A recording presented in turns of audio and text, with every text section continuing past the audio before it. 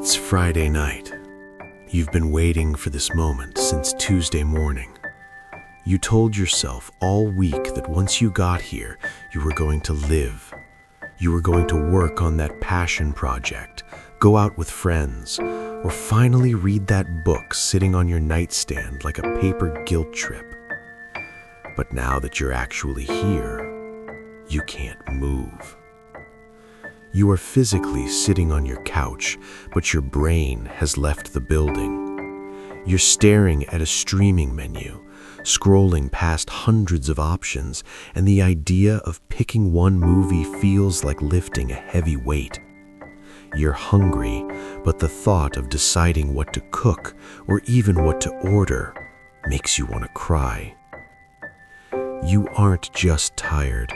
Sleep won't fix this. You feel hollowed out, scraped empty. You feel like a browser with too many tabs open that just crashed. Why does this happen? Why, at the exact moment you finally have freedom, do you lose the will to use it? There is a reason you feel like a ghost in your own life by 5 p.m. on Friday. It's not because you worked too many hours. It's not because you didn't drink enough green juice. And it's not because you're lazy. This feeling has a name: decision fatigue. Your brain has a finite amount of executive functioning power. Think of it like a fuel tank for making choices. Every single time you make a decision, from the massive project at work down to which pair of socks to wear, you burn a drop of that fuel. By Friday, the tank isn't just empty, it's running on fumes. And when the tank is empty, your brain enters survival mode. Here is the cruel joke of modern existence. You are making more decisions in a single day than your ancestors made in a month. Researchers estimate the average adult makes about 35,000 remotely conscious decisions every single day. Snooze or get up, blue shirt or black, coffee or tea, reply to this email now or later. And that's all before 9 a.m.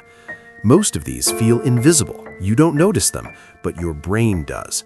Your brain is paying a biological tax for every single one. It treats the decision to buy a specific brand of toothpaste with a similar amount of energy consumption as the decision to avoid a predator. When you overload the system, you experience what psychologists call ego depletion. Your willpower physically erodes. Think about the last time you snapped at your partner or roommate over something tiny like leaving a cup on the table.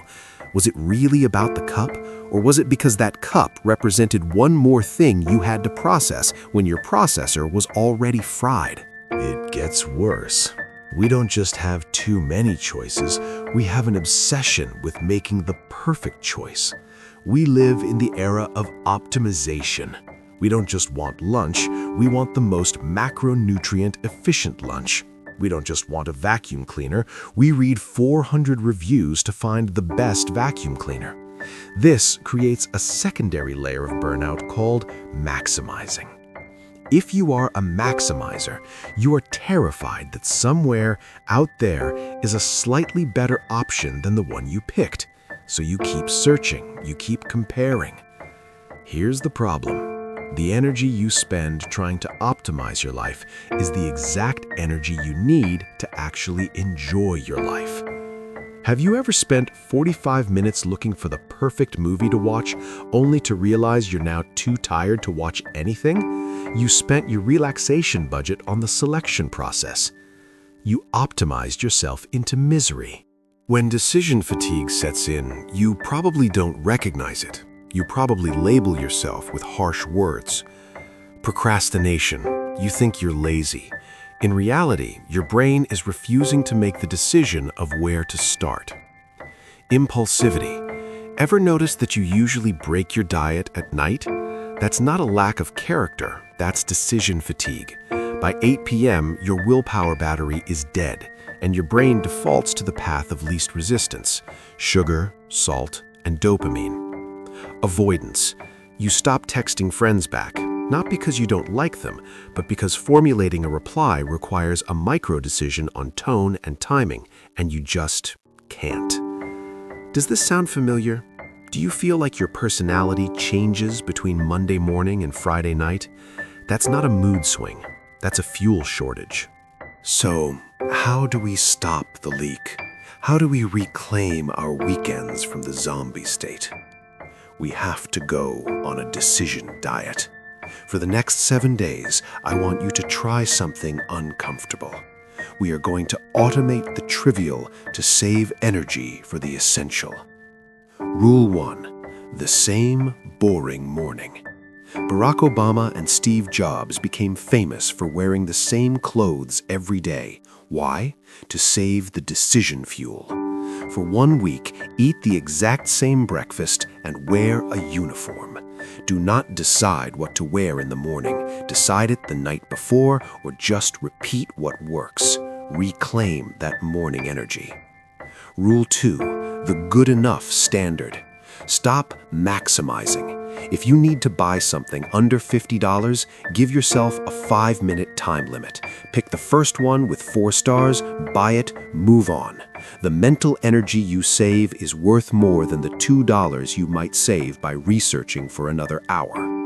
Rule 3. The No Choice Friday. This is the big one. Plan your Friday evening on Wednesday. Decide the movie, the food, and the activity 2 days in advance. When Friday hits and your brain is fried, you don't have to choose. You just execute the plan. You let past you take care of future you. Your brain is a precious resource. Stop spending it on things that don't matter, so you have it left over for the things that do. If you've been feeling this Friday fried sensation, drop a comment below with the word battery, so I know I'm not alone in this. And if you want to understand why your phone is specifically designed to keep you in this state of exhaustion, you'll want to watch the next video. Don't forget to hit subscribe and ring the bell. You won't want to miss what's coming next.